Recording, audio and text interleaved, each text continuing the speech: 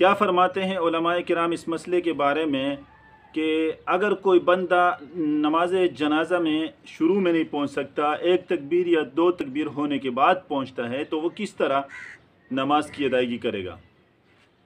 اگر کوئی بندہ نماز جنازہ میں امام کی پہلی تکبیر کے وقت موجود نہ ہو، بعد میں جب آئے تو پتہ چلا کہ امام شروع ہو چکا ہے، اب اس صورت میں وہ امام کی اگلی تکبیر کا انتظار کرے گا۔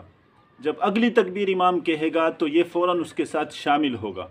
اب دو صورتیں ہیں، یا تو اس آنے والے بندے کو یہ معلوم ہے کہ یہ جو تکبیر امام نے کہی ہے یہ دوسری ہے یا تیسری ہے۔ اگر اس کو معلوم ہے تو پھر اس حساب سے اس تکبیر کے بعد جو دعا پڑھنی ہے وہ دعا پڑھے گا، اور اگر اس کو معلوم نہیں ہے کہ یہ کون سی تکبیر ہے تو پھر وہ اپنی ترتیب سے شروع کی دعا پڑھے گا اس تکبیر کے بعد، اور دوسری تکبیر کے بعد دوسری تکبیر والی دعا پڑھے گا۔ اس طرح جب آخر میں خود ہی پتہ چلے گا کہ کون سی تکبیر تھی۔ آخر میں جب امام نے سلام پھیر دیا تو معلوم ہوا کہ اس کے پاس صرف دو تکبیریں رہ گئی تھی یا ایک تکبیر میں یہ شامل ہو گیا۔